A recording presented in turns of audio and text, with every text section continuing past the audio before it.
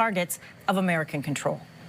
We need Greenland from the standpoint of national security, and Denmark is not going to be able to do it, I can tell you. So since Saturday's capture of Venezuelan President Nicolas Maduro, Trump has floated military action in Colombia, Greenland, Iran, and Mexico, adding that Cuba is, quote, ready to fall on its own. For more on where this rhetoric could be headed, we're joined this morning by Bob Rae, former Canadian ambassador to the United Nations. Good morning and welcome. Good morning. Nice to see you.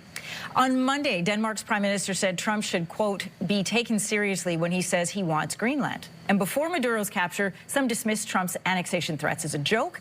But how have Trump's actions in Venezuela raised the threat level for other countries, including Greenland? I think they absolutely do. I don't think there's any question. The president has created a whole new guessing game of who's next.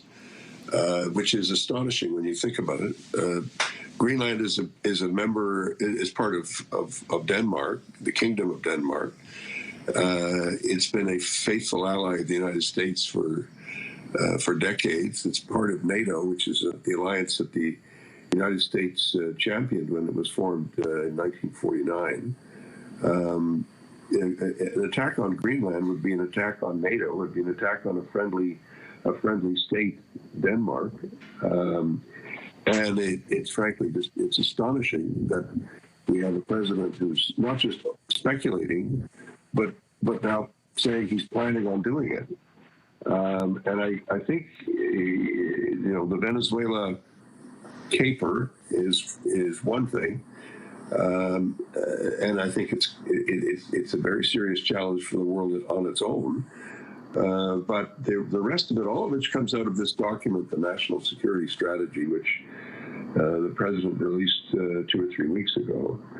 And it is a strategy which basically declares the Western Hemisphere is ours, meaning the Americans, and apparently doesn't belong to anybody else like us or some other country. So we're dealing with a completely different kind of presidency when it comes to these policies, and it has implications obviously for everybody in the hemisphere.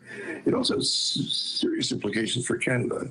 Yeah. We need to understand that the president's 51st state musings are I don't think they're musings. I think he's got a view about the way who we are and what we're all about. That is that he can run the country better than us, and he just says, you're not a real country. It's time for a change. And I think we all just sort of shake our heads with a sense of amazement, but we have to go beyond just that amazement and recognize that this guy is for real, and the real is not pretty or legal, and we need to understand that in terms of how we discuss issues with our fellow members of NATO and other allies, and try to deal with a presidency which, from a legal point of view, from a foreign affairs point of view, is, in my view, out of control.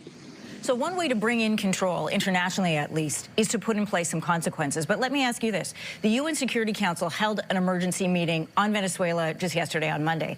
And just as a reminder, and this is all the legalese around it, but Article 2 of the UN Charter says that all members shall refrain in their international relations from the threat or use of force against the territorial integrity or political independence of any state or in any other manner inconsistent with the purpose of the United Nations. But we know President Trump's disdain for the UN. And when asked even yesterday, he said, who's going to stop us? So I'm curious, if Trump goes after more nations and he doesn't choose to play by international rules, who or how will the U.S. be stopped?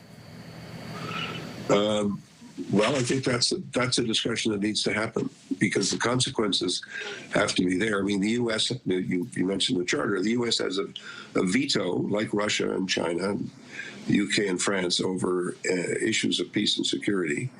So you're right. I mean, people ask me, can the UN stop him? The answer is the UN by itself can't stop him. Who can stop him are other member states deciding that this is something which we cannot live with, and this is a level of predation just seeing us all as the next meal, that we can't continue to function like this. So it means that in our own self-interest, we have to work with other countries to do everything we can to stop the United States. Now, people would say, well, they've got a nuclear bomb and you don't, and that's correct. But I don't think that's really what is in play here.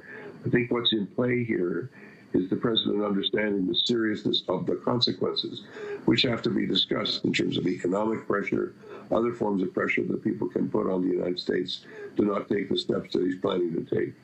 Because the way he's talking is unprecedented. We've never had a president of the United States, not just in our lifetime, we've never had a president of the United States ever who was determined to treat his neighbors in this way. And I think it's something that we have to all recognize as serious consequences that affects Canada directly and affects many, many other countries.